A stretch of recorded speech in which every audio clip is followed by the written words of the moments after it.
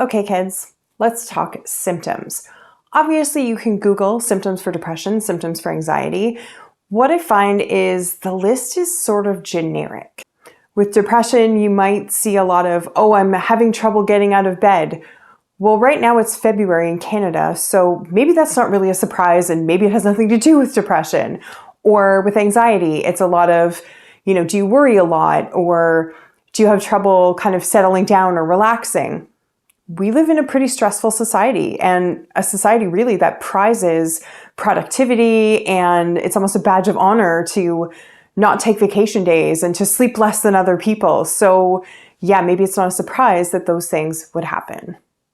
So what I want to do in this video is get a little bit more specific. I'm going to talk about some of the key symptoms that I feel with both in as specific terms as I can. My idea here is that if any of this sounds familiar or you recognize it in yourself or somebody else, it can give you a bit more information than having trouble getting out of bed or having trouble relaxing.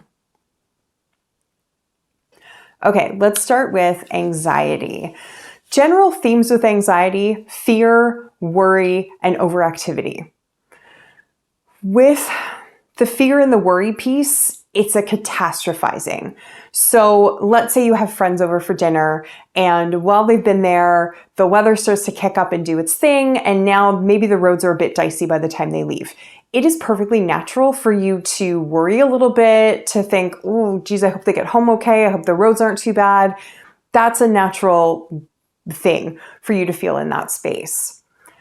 If you're getting those anxiety overtones, you're going to catastrophize that to the extreme. So it's not just, I'm worried about them getting home. You will start either seeing images in your head, or you'll start thinking about the worst possible scenario that could happen. The car crashed at the side of the road, people twisted and stuck inside the car, every car accident you've seen in any movie you've ever watched.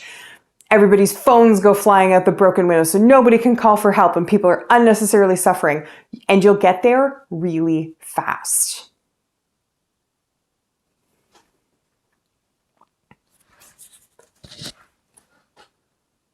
So that sense of fear and worry, generally, we're pretty wired for that as humans. It's in our biology to look for negative things and mitigate for them. That's largely how we've survived as a species. But when we're talking about anxiety driven, we're talking you go from what's kind of a normal common worry to worst case scenario, and you get there within seconds. With depression, the main themes are sad and tired. The sad is very deep, heavy sadness. With the tiredness, we're talking deep exhaustion kind of tiredness. So if you take a day off, you get a good night's sleep, it seems like there's really no difference from how you felt before the day off or the good night's sleep.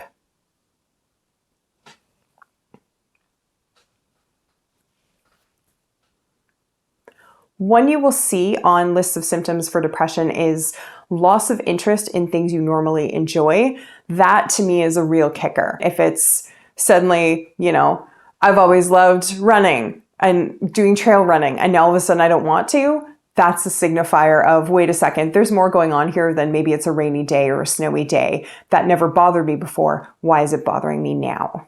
Kind of a newer one, and something I won't get too graphic about, but it's digestion. Generally, depression will slow things down. Anxiety will speed them up. That's all I will say about that. I won't weird you out too much. What I find really interesting about this, I knew in recent months and years, there was more emerging research coming out with kind of the link between gut health and mental health.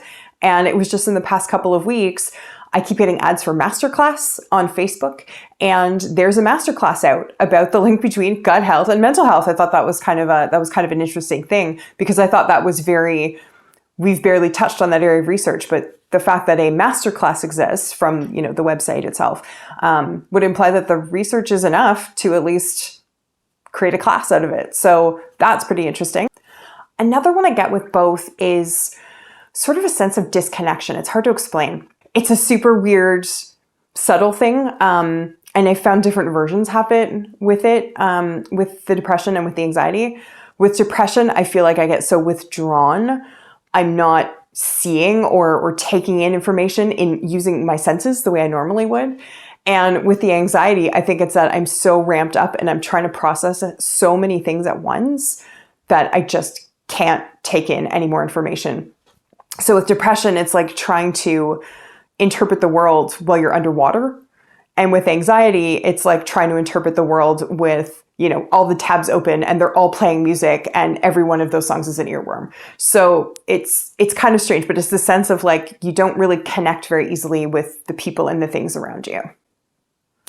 One last symptom with both, again, I will get pressure behind my sternum and it feels constricting in my breathing. So in some cases with anxiety, that's the path to a panic attack. With depression, that is the path to starting to cry. But in both cases, it's interesting because it's the same pressure point. The big thing to note here, I guess two things to note here. Whatever you're feeling or the person you care about is feeling, or how they're behaving or reacting, does it match the situation? If you have a big thing coming up at work, you have a big presentation or something, yes, you are naturally going to feel stressed. You're going to have that heightened anxiety, but that makes sense. And it should go away when the big presentation is done. So if how you're feeling doesn't match what's going on around you, that's maybe something to look a little closer at.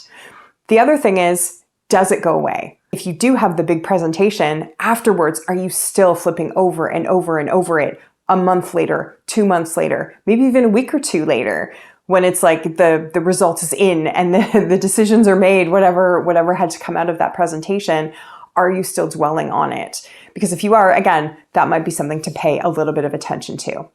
Where it can get tricky is stuff like grief. I mean, who gets to decide what an appropriate amount of time is for you to grieve the loss of someone you care about? Perhaps, a little foggier and a little murkier to navigate. So a little bit about symptoms. I hope that helps. And certainly if you see me in person, if you want to message me and you have questions, happy to answer them. Again, not a professional, mental health or medical, but always happy to share my experience and happy to help you bounce things off and come up with some ideas for you too. See you next time.